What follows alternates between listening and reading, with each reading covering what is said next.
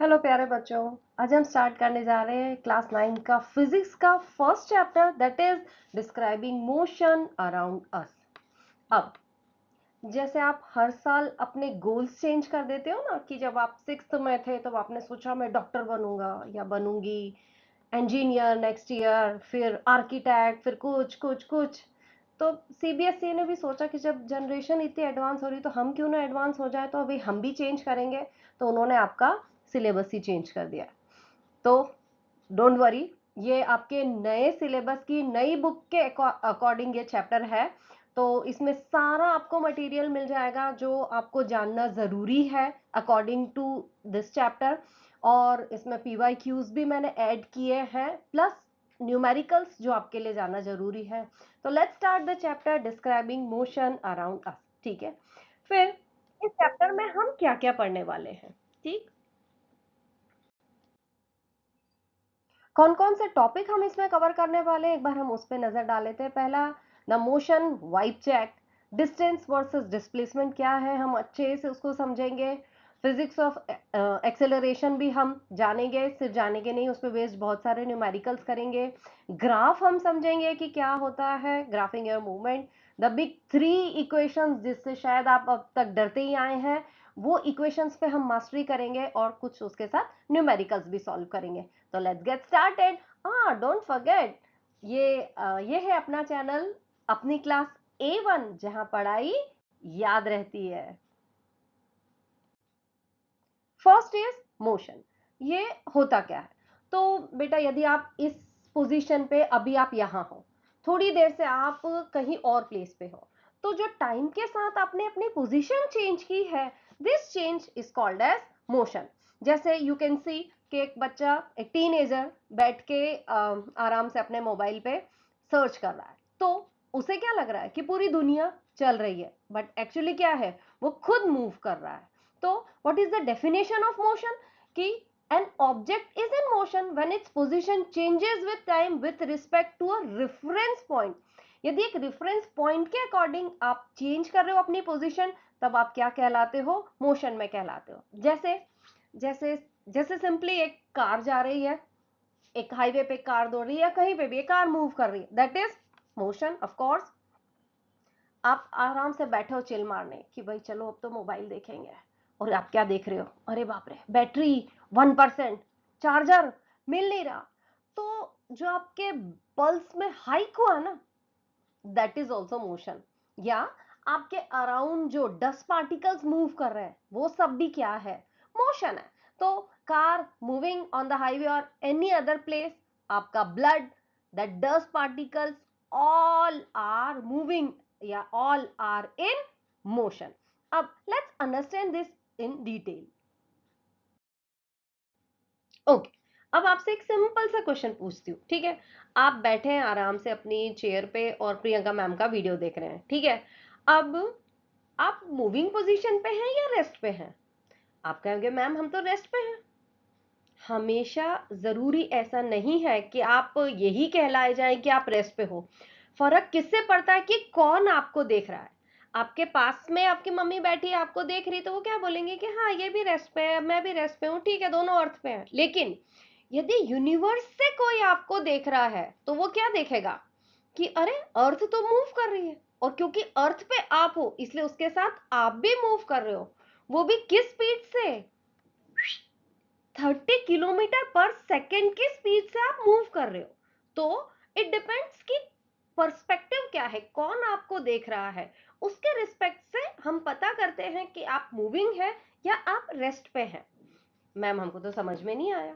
Okay, हम एक और एग्जांपल लेते हैं और इसको हम बहुत अच्छे से समझते हैं अभी। जैसे आप एक ट्रेन में बैठे हैं, ठीक है, आपको बाहर कैसा दिखेगा कि अरे पूरी दुनिया चल रही है। इनफैक्ट पेड़ पौधे भी यदि आपको बाहर दिखते हैं तो आपको ऐसा लगता है कि वो भी मूविंग है, बल्कि क्या असली में वो मूव कर रहे हैं? नहीं, आप मूव कर रहे हो। तो it's all about the reference point. तो मोशन क्या है कि किस रेफरेंस पॉइंट से आप कंपेयर कर रहे हैं, वो वो डिसाइड करेगा कि आप मूविंग है या रेस्ट पे हैं। जैसे इस टाइम पे ये एक टीनेजर बैठी हुई है, आप बैठे हैं, आपके पास में यदि आपकी फ्रेंड बैठी हुई है, तो आप दोनों को क्या लगेगा कि आप दोनों रेस्ट पे हो। ओके, लेकिन बाहर से जो व्यक्ति यदि आपको देखेगा तो वो क्या देखेगा कि हाँ भाई ये दोनों कैसे हैं, मूव कर रहे हैं, बिकॉज ट्रेन इज मूविंग। तो इट्स ऑल अबाउट पर्सपेक्टिव कि आपको कहां से देखा जा रहा है। Okay, so conclusion is at rest. आप रेस्ट पे तभी हैं जब आपको देखने वाला व्यक्ति से कंपेयर किया जा रहा हो और उसके रिस्पेक्ट में आप रेस्ट पे हैं, अदरवाइज अर्थ के साथ आप मूव कर रहे हैं। तो ओके, यदि आपसे डेफिनेशन पूछी जाती है कि आप क्या डेफिनेशन लिखोगे, तो सिंपली आपको लिखना है कि object is in motion when its position changes with time with respect to a reference point. Reference point के रिस्पेक्ट में आपकी पोजीशन चेंज हो रही है या नहीं हो रही, उस पर डिपेंड करेगा। और रेस्ट की डेफिनेशन पूछी जाती है तो आप क्या लिखोगे कि an object is at rest when its position does not change with respect to a reference point. जैसे you are sitting in a train, to the person on the platform you are moving, but to your seatmate you are totally still। ठीक है, अच्छा, अब it is a relative term, motion is a relative term। अब what is the meaning of relative term? relative means क्या, जैसे जैसे fast है slow है, ये क्या है, रिलेटिव टर्म है कि भाई वो बहुत फास्ट लिखता है। तो फास्ट लिखता है मतलब क्या, कोई स्पीड तो पता ही नहीं है कि कितने किलोमीटर पर आवर की स्पीड से लिखता है, कुछ नहीं। तो फास्ट राम श्याम से फास्ट लिखता है या वो रीता से स्लो लिखता है। तो दीज आर रिलेटिव टर्म्स की कंपैरिजन होता है कि मोशन का रेस्ट से या मोशन का किसी एक ऑब्जेक्ट का दूसरे ऑब्जेक्ट से जब कंपैरिजन होता है तो उसमें रेफरेंस पॉइंट होता है, दैट डिसाइड्स कि आप कहां से देख रहे हो उस पर डिपेंड करेगा। तो ये किसके रिलेटिव है कि आपका पर्सपेक्टिव क्या है या आप कहां से देख रहे हो। ठीक है, types of motion, so there are three types of motion। one is rectilinear motion, second is circular motion, third is periodic motion। rectilinear motion, rectilinear motion मतलब क्या, सिंपल आप सीधी एक लाइन में चल रहे हो तो दैट इज रेक्टिलिनियर मोशन। जैसे जैसे ट्रेन है, आपको दिख रहे होंगे कि एक ट्रेन है सीधे सीधे अपने ट्रैक पे चल रही है, तो ये कौन सा मोशन हुआ, रेक्टिलिनियर मोशन हुआ। ठीक है, या इसको ऐसे कंपेयर कर सकते हैं कि आपकी क्लास का एक बहुत स्टूडियस बच्चा सीधे वो स्कूल से निकला, घर पहुंचा, घर से निकला, स्कूल पहुंचा, रेक्टिलिनियर मोशन। ठीक है, दूसरा सर्कुलर मोशन। सर्कुलर मोशन मतलब क्या, round and round we go, एक एक्सिस और एक एक्सिस के अराउंड यदि सर्कुलर मोशन, यदि सर्कुलर पाथ में कोई ऑब्जेक्ट मूव कर रहा है तो दैट इज सर्कुलर मोशन। जैसे जैसे hands of a clock circular motion करते हैं एक एक्सिस के अकॉर्डिंग। जैसे जैसे फैन, फैन भी सर्कुलर मोशन करता है एक एक्सिस के अकॉर्डिंग। ठीक है, third is periodic motion. Periodic motion मतलब एक सेंटर पॉइंट के लेफ्ट और राइट पे यदि कोई चीज मूव कर रही, कोई ऑब्जेक्ट मूव कर रहा है तो that is periodic motion. For example जैसे स्विंग्स, स्विंग्स कैसे होते हैं, राइट में जाता है फिर लेफ्ट में जाता है, या पेंडुलम ऑफ अ क्लॉक वो भी मूव करता है to the to and fro, that is also a periodic motion. Now, the very important topic of this chapter, that is distance and displacement। क्या होता है ये, मैम दो ट्विन ब्रदर लग रहे हैं, एक का नाम द डिस्प्लेसमेंट होगा एक का नाम डिस्टेंस होगा, दोनों एक जैसे होंगे? बिल्कुल भी नहीं। ठीक है, दो बिल्कुल अलग अलग ही चीजें हैं ये, और आपके एग्जाम के पॉइंट ऑफ व्यू से बहुत इंपॉर्टेंट है। बहुत अच्छे से समझ लो, छोटी सी बात है, कॉन्सेप्ट क्लियर हो जाए तो फिजिक्स में कोई दिक्कत ही नहीं पड़ती, कुछ आपको रट्टाफिकेशन नहीं करना। ठीक है, डिस्टेंस, डिस्टेंस क्या है, total route covered. Total route covered मतलब क्या कि आप एक जगह से चले, आप घूमे फिरे इधर उधर उधर जहां पे भी गए, सारा रूट कैसे होगा, काउंट होगा। जैसे जैसे मम्मी पापा होते हैं कि अच्छा बेटा आपका रिजल्ट कब आया, कोई बात नहीं, लेकिन आपने उसके लिए बहुत मेहनत की, तो उस मेहनत का जो आपने रास्ता अपनाया है वो सब चीजें जो है मम्मी पापा कंसीडर करते हैं, दैट इज डिस्टेंस। आप जैसे अपने घर से चले, राम के यहाँ गए, राम के यहाँ से चले, श्याम के यहाँ गए, शाम को लेके सब तीनों मिलके स्कूल गए। ठीक है, तो जो एक जगह से दूसरी तीसरी और चौथी जगह, तो वो सारा रास्ता जो है वो काउंट होगा, प्लस होगा in the case of distance, ठीक है। लेकिन डिस्प्लेसमेंट, भैया सीधा फोकस्ड बच्चा, सीधा चला स्कूल, स्कूल से चला घर, ठीक है। अब डायरेक्ट स्ट्रेट लाइन मतलब यदि आप ए से चले हो, भले ही आप राम के यहाँ गए, फिर राम के यहाँ से श्याम के यहाँ गए, श्याम के यहाँ से जाके स्कूल गए, लेकिन डिस्प्लेसमेंट कितना काउंट होगा? जस्ट आपके घर से स्कूल तक का डिस्टेंस, बीच में आप कहां कहां गए उससे कोई मतलब नहीं है, ठीक है। तो displacement is the shortest path या shortest route between initial position and the final point called as displacement. I hope clear हो गया होगा, नहीं तो बहुत और अच्छे से समझ लीजिए कि सपोज एक ग्राउंड है, सर्कुलर ग्राउंड है, ठीक है। आपने पॉइंट ओ से स्टार्ट किया, आप पूरा गोल घूम के वापस पॉइंट ओ तक आ गए, तो उस केस में आपका डिस्टेंस, यदि पूछा जाए कि आपका डिस्टेंस कितना है, तो डिस्टेंस कितना होगा? पूरा वो सर्कमफरेंस है जो ग्राउंड का, वो सारा काउंट होगा डिस्टेंस में, ओके। लेकिन आपका डिस्प्लेसमेंट कितना होगा? 0। क्यों? क्योंकि आप जहां से चले थे वहीं पहुंच गए। ये बात आई होप बिल्कुल अच्छे से समझ में आ गई होगी। नहीं समझ में आई है तो बहुत अच्छे से इस चीज को दिमाग में फिट कर लीजिए, क्योंकि डिस्टेंस डिस्प्लेसमेंट पे बेस्ड कॉन्सेप्चुअल क्वेश्चंस पूछे ही जाते हैं, और सबसे ज्यादा तो आता है डिस्टेंस और डिस्प्लेसमेंट का डिफरेंस, 3 मार्कर में आ जाता है। तो अभी हम उसको बहुत अच्छे से कर लेते हैं, चलिए अब इसका डिफरेंस देख लेते हैं अच्छे से कि डिस्टेंस क्या है और डिस्प्लेसमेंट क्या है। तो डिस्टेंस जैसे हमने अभी देखा कि जो भी रूट आपने कवर किया है वो सारा क्या है? डिस्टेंस है। तो it is total path length covered, total path length, आप जहां भी गए गए गए सारी चीजों को ऐड करना है, प्लस करना है, ठीक है। बल्कि displacement it is the shortest path, आप यहां से चले यहां पे पहुंचे, तो दोनों के बीच का जो शॉर्टेस्ट रूट, शॉर्टेस्ट पाथ जो होगा वो क्या होगा? डिस्प्लेसमेंट होगा। It is always positive, distance कभी निगेटिव हो ही नहीं सकता, ठीक है। कैन बी पॉजिटिव, निगेटिव और जीरो। अभी हम समझते हैं कि कैसे पॉजिटिव, निगेटिव, जीरो होगा। क्यों? क्योंकि ये वेक्टर क्वांटिटी है, बल्कि डिस्टेंस क्या है? Scalar quantity. अब ये स्केलर और वेक्टर क्वांटिटी क्या होती है? तो आपने शायद क्लासेस में 6th 7th में पढ़ा होगा, लेकिन आप भूल गए होंगे, तो एक बार फिर से समझा देती हूँ कि वो क्वांटिटीज जिसमें डायरेक्शन का कोई रोल ही नहीं है, कि जैसे डस्ट पार्टिकल्स अराउंड अस, वो किसी भी रेंडम घूम रहे हैं, तो वो क्या है? Scalar quantity. लेकिन वेक्टर क्वांटिटी जिसमें मैग्नीट्यूड के साथ डायरेक्शन भी काउंट होती है, वो चीजें क्या कहलाती है? Vector quantity. अरे मैम, क्या आपने बीच में नया वर्ड बोल दिया, मैग्नीट्यूड क्या होता है? कुछ मैग्नीट्यूड कोई बड़ी सी भारी चीज नहीं है। जैसे आप कहते हैं ना कि 2 किलोमीटर, तो ये 2 क्या है? मैग्नीट्यूड। और 2 kilometre towards north, 2 kilometre towards north, तो ये क्या है? मैग्नीट्यूड भी है और डायरेक्शन भी है। बल्कि आप डिस्टेंस हमेशा कैसे बताओगे? 2 किलोमीटर, जस्ट 2 किलोमीटर, उसमें कोई डायरेक्शन का रोल नहीं है, ठीक है। तो जो क्वांटिटीज जिसमें सिर्फ मैग्नीट्यूड होता है वो क्या कहलाती है? Scalar quantities. जिसमें मैग्नीट्यूड के साथ डायरेक्शन भी रोल प्ले करती है, वो क्वांटिटीज कहलाती है वेक्टर क्वांटिटीज, ठीक है। Can never be zero if you moved, आप थोड़ा सा भी अपनी जगह से थोड़ा सा भी चले हो तो क्या होगा? डिस्टेंस कुछ तो आएगा, चाहे 2 कदम ही आए, पर कुछ तो आएगा। लेकिन ये जीरो भी हो सकती है if you return to start.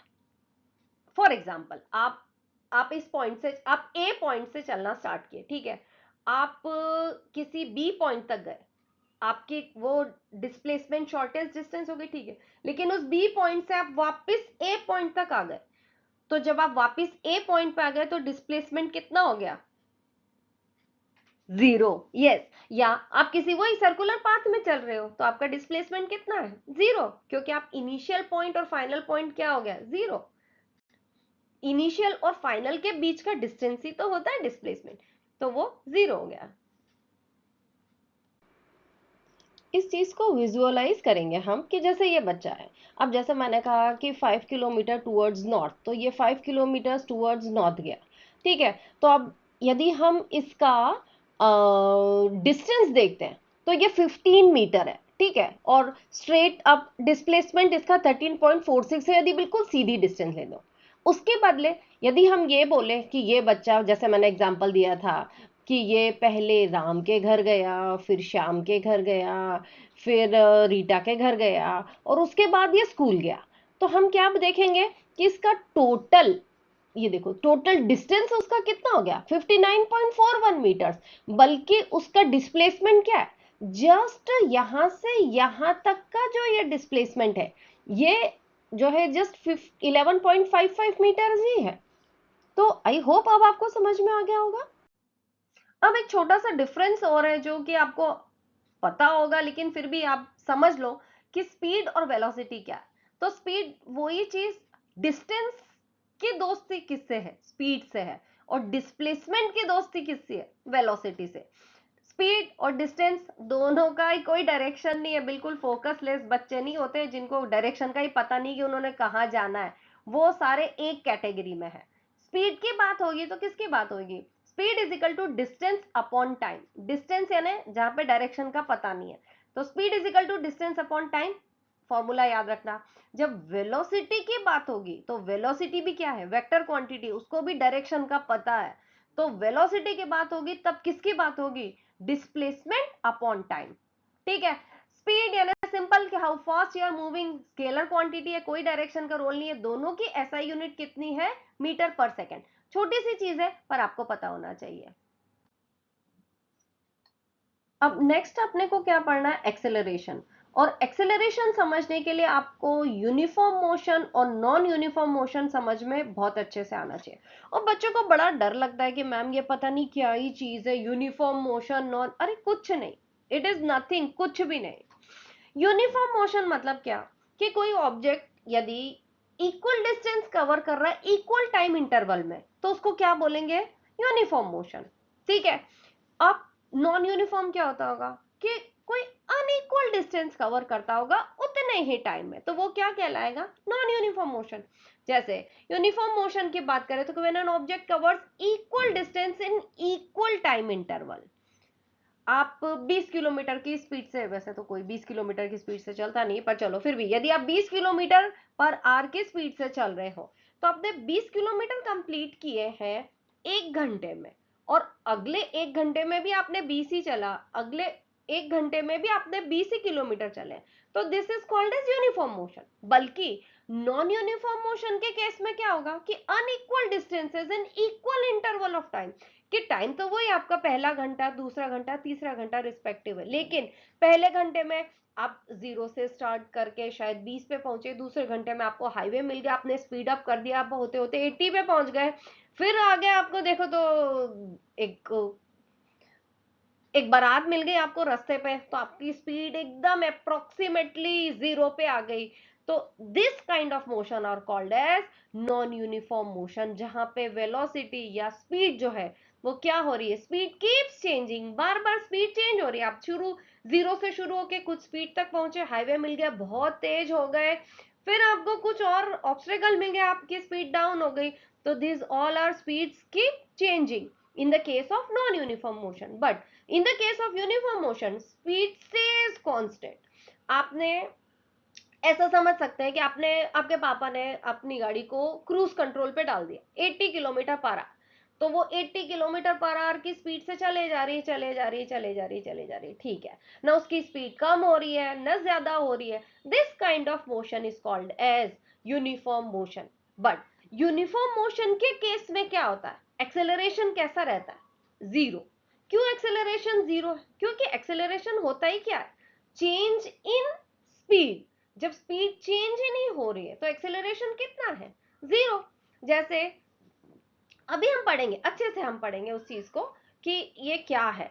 तो यदि आप न स्लो हो रहे हो न स्पीड अप कर रहे हो तो दैट इज यूनिफॉर्म मोशन। और या तो आप स्पीड अप कर रहे हो या स्लो डाउन हो रहे हो या सिग्नल पे आप स्टॉप हो जाते हो, these all are example of.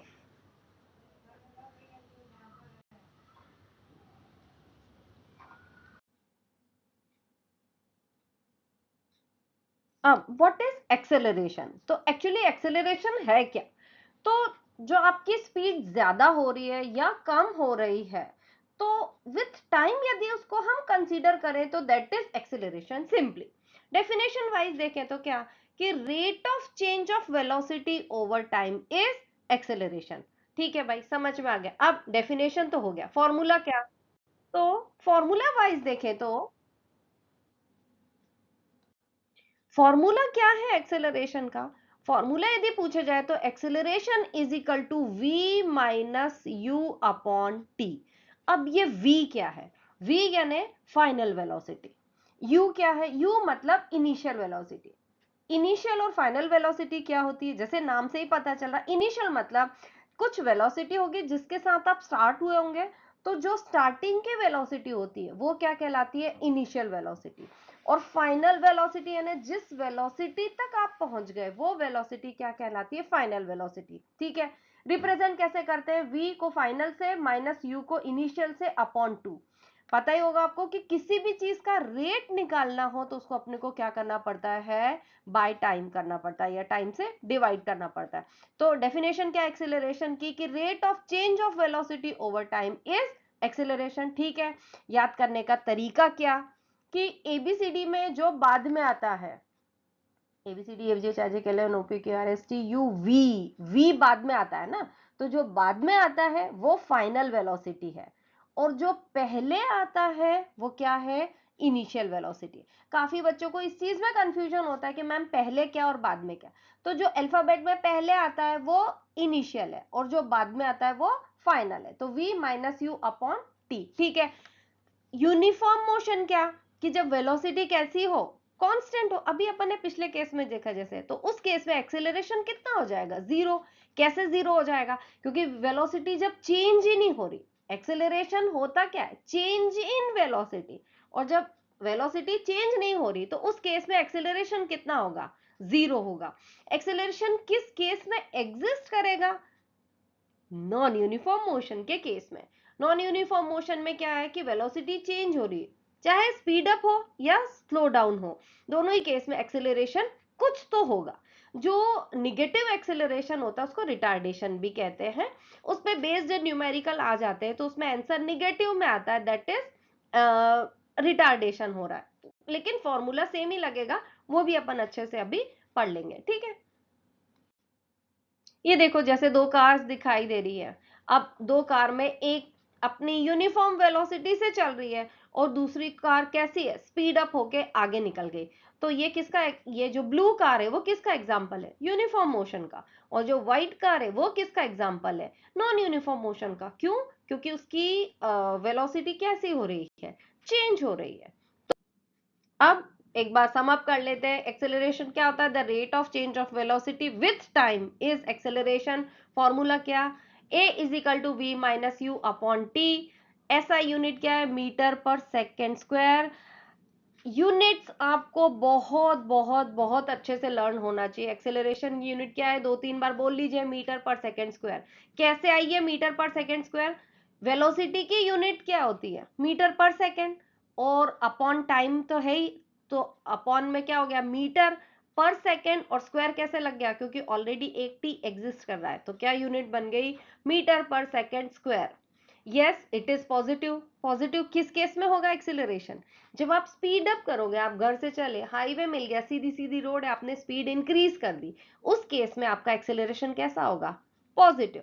ठीक है, निगेटिव, निगेटिव कब हो जाएगा एक्सिलरेशन, घर से चले, ठीक है, चल रहे थे अच्छी खासी स्पीड में, क्या होगा, आगे बारात दिख गई, आपको स्लो डाउन करना पड़ गया, उस केस में एक्सिलरेशन कैसा होगा, निगेटिव। जीरो कब हो जाएगा, जब आपकी वेलोसिटी सेम है, पापा ने क्रूज कंट्रोल पे डाल रखी है गाड़ी, ना वेलोसिटी बढ़ रही है ना वेलोसिटी कम हो रही है, उस केस में एक्सेलरेशन कैसा होगा, स्मूथ, जीरो। इसके नेक्स्ट हम क्या पढ़ेंगे वो भी हम देख लेते हैं। अब जो अभी तक अपन ने समझा है उसी चीज को हम ग्राफ के थ्रू समझेंगे।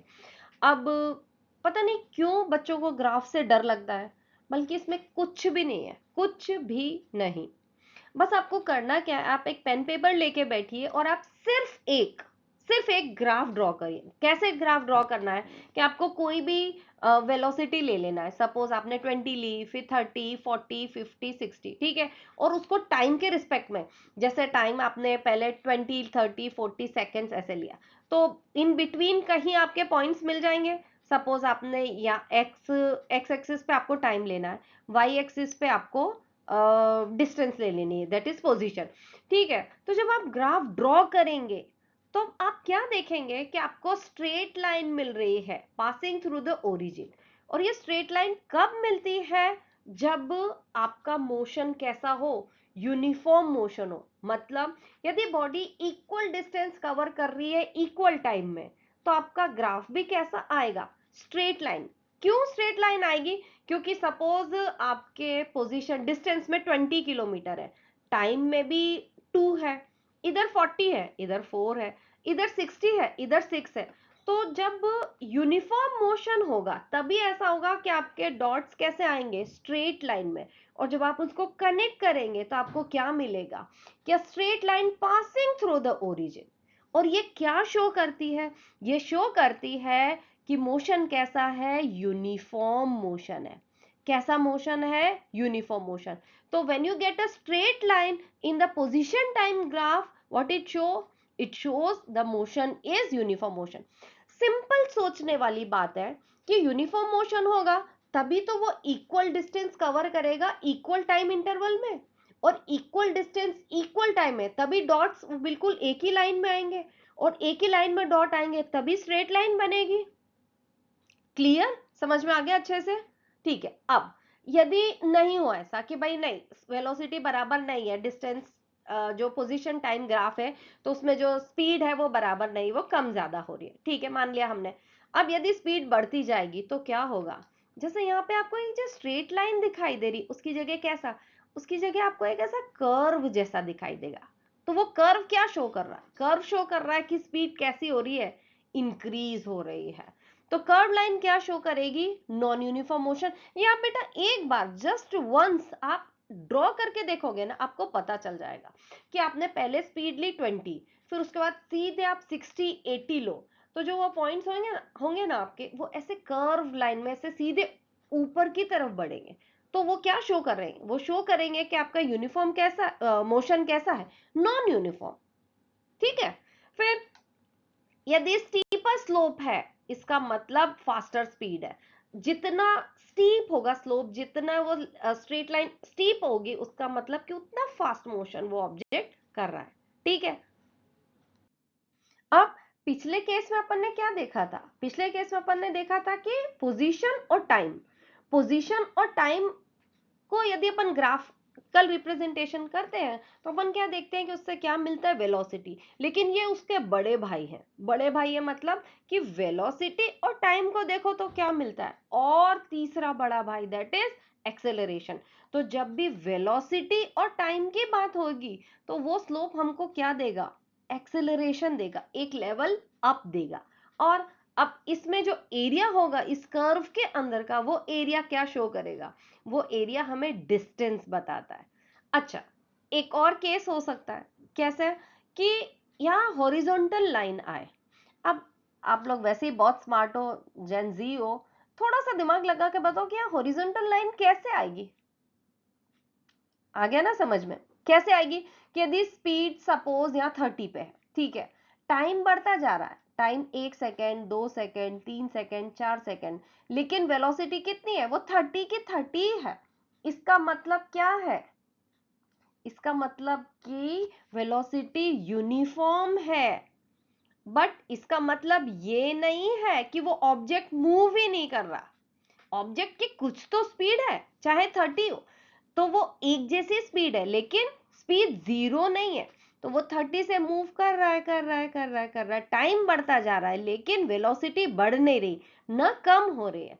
तो उस केस को हम क्या, तब उस केस में हमें ग्राफ कैसा मिलेगा? Horizontal line. और वो कैसी वेलोसिटी है? That is uniform velocity. ठीक है।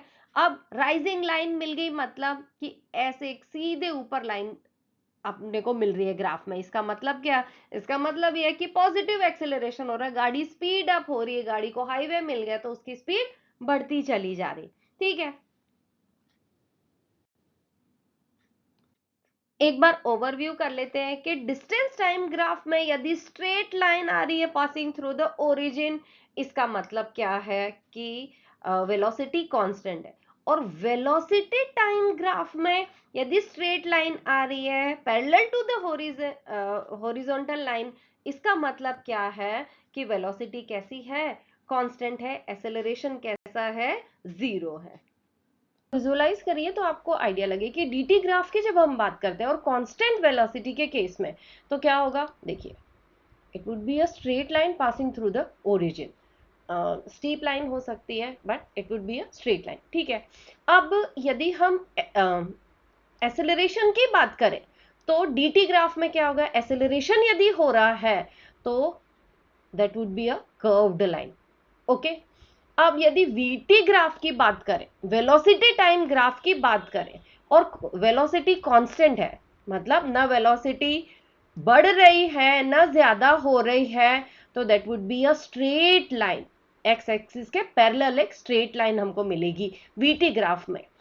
अब वीटी ग्राफ में यदि एक्सेलरेटेड मोशन की हम बात करें तो हमें क्या मिलेगा, straight line passing through the origin. क्यों? क्योंकि वो कांस्टेंट है। ओके, आई होप आप लोगों को एकदम क्लियर हो गए होंगे ग्राफ। अब हम क्या करते हैं, एक बार पूरे ग्राफ्स की कंपैरेटिव स्टडी कर लेते हैं, ठीक है। क्या है, पहला पोजीशन टाइम ग्राफ। हमने देखा अभी पोजीशन टाइम ग्राफ में यदि स्ट्रेट लाइन आ रही है passing through the origin, what does it show, it shows that the velocity is constant. आप एक बार प्लीज मेरे कहने पे ग्राफ ड्रॉ करके देखना, खुद आप जब ग्राफ ड्रॉ करोगे आपको पता चल जाएगा कि इसमें कुछ भी नहीं है, ठीक है। खुद ही आप इतने स्मार्ट हो।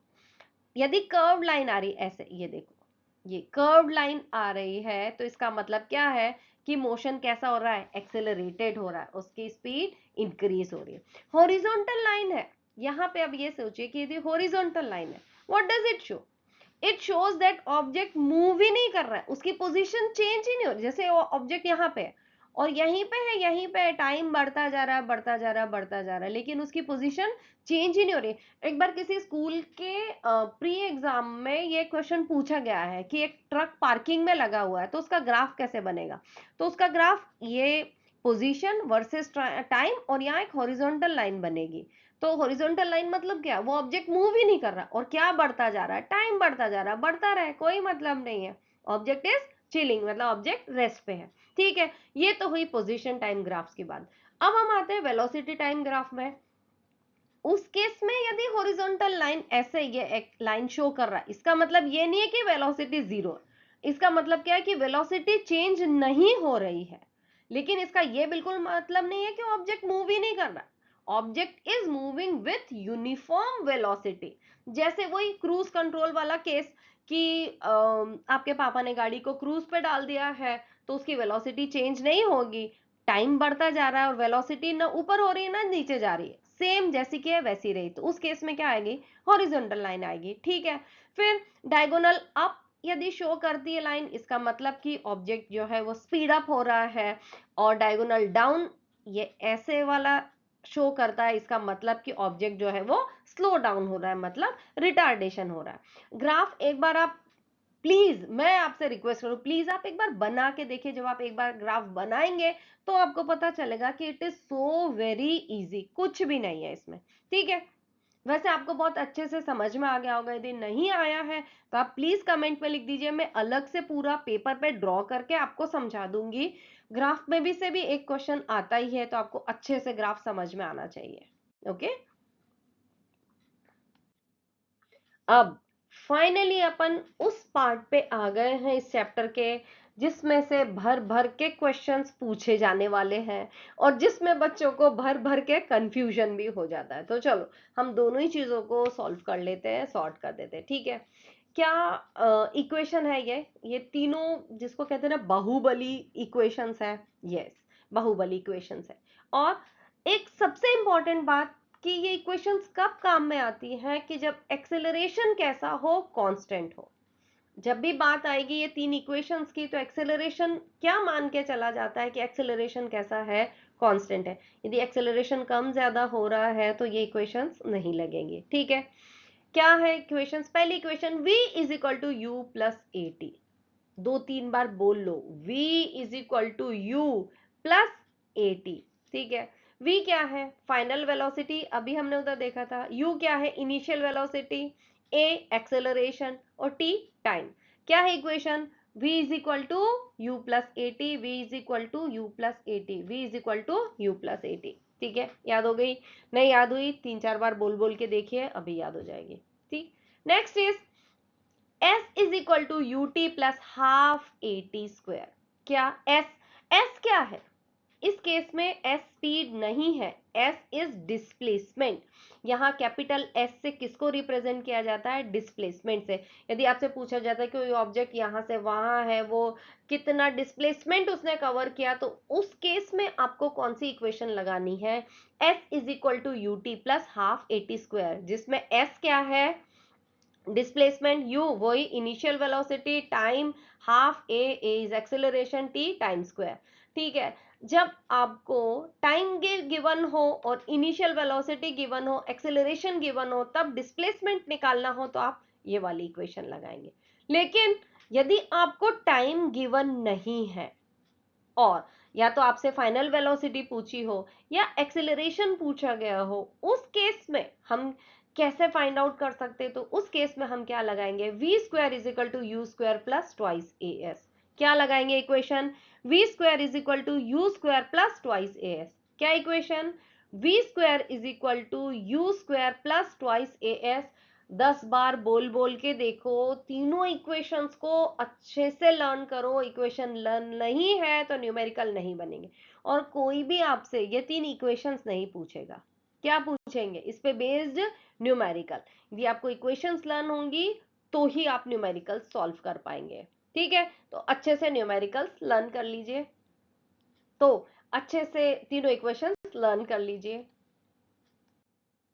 अब कोई भी आपसे कोई भी न्यूमेरिकल पूछ ले और तीनों इक्वेशंस आपको अच्छे से लर्न है, तो आप आराम से कोई भी न्यूमेरिकल कर सकते हैं। ऐसा कोई रॉकेट साइंस नहीं पूछ लेंगे आपसे, बस आपको दिमाग को ठंडा रखना है, ठीक है। एक और इम्पॉर्टेंट बात, यूनिट को कन्वर्ट करना मत भूलना। यदि एक क्वांटिटी ऐसा यूनिट में दे रखी है और दूसरी किसी छोटी यूनिट में दे रखी है, तो आपको कन्वर्जन बहुत जरूरी है। उसका भी टिप मैं अभी दे दूंगी। चलो कुछ न्यूमेरिकल सॉल्व करते हैं अपन। फर्स्ट इज, यदि गिवन है कि a bus speeds up from 10 metre per second to 15 metre per second in exactly 10 second, calculate the acceleration. Let's do it, ठीक है। एक्सेलरेशन क्या फॉर्मूला देखा अपन ने? इजी है, v minus u upon T. सबसे स्टार्टिंग में अपन ने एक्सेलरेशन का फॉर्मूला देखा था। क्या फॉर्मूला है? v minus u upon T. यहाँ v कितना गिवन है? फाइनल वेलोसिटी कितनी है? 15। इनिशियल वेलोसिटी कितनी है? 10। तो v minus u upon time कितना दे रखा है? 10 seconds upon 10। v minus u is 5, 5 अपॉन 10 that is 1/2, that is 0.5 metre per second square. Unit लगाना बहुत जरूरी है। अच्छा, यूनिट आप कन्वर्जन के हिसाब से भी देख लेना कि कहीं ऐसा नहीं हो कि 1 किलोमीटर पर आवर में हो और दूसरी यूनिट मीटर पर सेकेंड में हो, तो भी आपको कन्वर्जन करना पड़ेगा।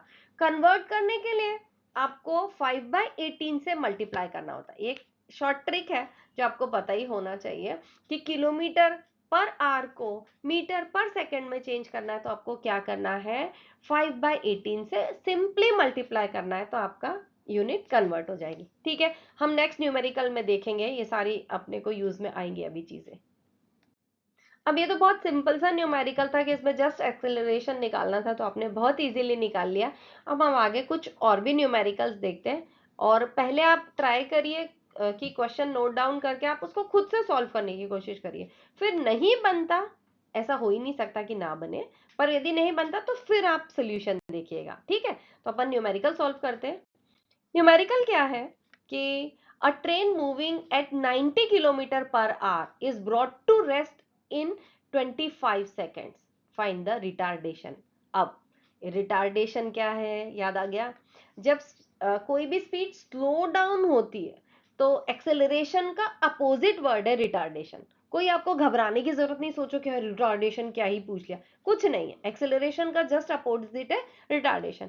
अब सबसे प्रो टिप, कुछ भी आपको आए ना आए, सबसे पहले आपको गिवन लिखना है। अच्छा, आपको पता है बोर्ड क्लासेस में गिवन लिखने के भी मार्क्स होते हैं। 1 मार्क तो वो ऐसे ही दे देते हैं कि हाँ भाई सारा गिवन लिखा हुआ है, यानी बच्चे को पता है कि हम क्या क्या पूछना चाह रहे हैं। और वैसे भी यदि गिवन लिख लो तो बहुत हेल्प मिलती है कि आपको ये पता चल जाता है कि आपको कौन सा फॉर्मूला अप्लाई करना है। तो हम सबसे पहले गिवन लिखेंगे कि इनिशियल वेलोसिटी गिवन है 90 किलोमीटर। अब ये अच्छे से आपको समझ में आ रहा ना कि train already 90 kilometre per our पे मूव करी, तो इन्होंने इनिशियल वेलोसिटी कितनी दी है, 90 किलोमीटर पर आवर। ठीक है, ब्रॉट टू रेस्ट, कहीं भी रेस्ट वर्ड आया है, इसका मतलब उस टाइम पे उसकी वेलोसिटी कितनी हो जाएगी, 0। यदि ऐसा केस है कि कोई चीज रेस्ट से शुरू होके 90 पे गई है, इसका मतलब उसकी इनिशियल वेलोसिटी 0 है और वो कहां तक पहुंच गई है, 90 तक। लेकिन यहां क्या केस दिया है कि वो ट्रेन ऑलरेडी 90 पे थी और अब उसमें ब्रेक लगे और अब वो कितने पे आ गई, 0। इसका मतलब उसकी इनिशियल वेलोसिटी कितनी है, 90, और फाइनल वेलोसिटी कितनी है, 0। ठीक है, तो v माइनस यू से अपन निकाल लेंगे, दैट इज फाइनल वेलोसिटी 0, तो और टाइम कितना गिवन है, दैट इज 25 सेकेंड। ठीक है, तो v minus u upon T, v कितना है, 0 माइनस 25 अपॉन 25, ये 25 सेकेंड्स जो दे रखा है, तो माइनस 25 अपॉन 25 that is -1 metre per second square. Metre per second square is the unit of acceleration. और यहाँ केस में क्या हुआ है, रिटार्डेशन। कैसे आपको पता चला कि रिटार्डेशन हुआ, क्योंकि आंसर निगेटिव में आया है। जब भी रिटार्डेशन होगा आंसर किस में आएगा, निगेटिव में आएगा। ठीक है, इजी है, कोई बड़ी चीज नहीं है, आप आराम से लगा लोगे न्यूमेरिकल्स इसके। ठीक है, next numerical, a car starts from rest, वही जो केस में बता रही थी, a car starts from rest. यदि एक उन्होंने वर्ड दे दिया कि स्टार्ट्स फ्रॉम रेस्ट, इसका मतलब कि वो बताना चाह रहे हैं बेटा कि यू कितना है, 0। कोई भी चीज रेस्ट से शुरू हुई है तो उसकी इनिशियल वेलोसिटी कितनी होगी, 0। अच्छा है, हमें कम सॉल्व करना पड़ेगा। And accelerate uniformly at 2 metre per second square. अब ये 2 मीटर पर सेकेंड स्क्वायर क्या है, एक्सेलरेशन फॉर 15 सेकेंड्स। 15 क्या है, टाइम है, फॉर द डिस्टेंस कवर्ड। ठीक है, फाइंड द डिस्टेंस कवर्ड। ठीक है, हमको क्या निकालना है, डिस्टेंस निकालना है।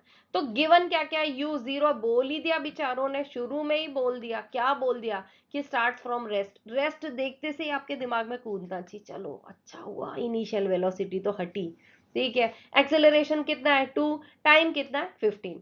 सोल्यूशन कैसे करेंगे, आपको एक ही फॉर्मूला है जिसमें एस भी है और यू भी है, टी भी है। कौन सा फॉर्मूला लगाएंगे, कौन सी इक्वेशन लगाएंगे, सेकेंड वाली, that is s is equal to u t plus half a t square. S is equal to u t, ये अच्छा हुआ यू 0 है तो इसने अपने साथ साथ टी को भी 0 कर लिया, है ना। जैसे एक खराब बच्चा दूसरे गंदे बच्चों को भी 0 कर लेता है ना, कर लेता है ना, एक उसकी एक खराब आदत दूसरों को भी खराब आदतें लगा देता है।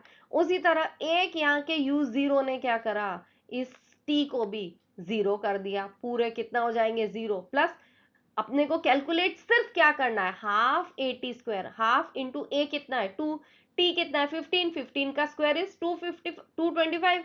तो s is equal to 1 into 225 that is 225। Answer would be 225 metres. कितना डिस्टेंस है, 225 metre. Okay, next is a car is moving as 10 metre per second. 10 metre per second मतलब क्या दे रखा है, उसकी मीटर पर सेकेंड से हमको समझ में आएगा कि उसकी वेलोसिटी गिवन है।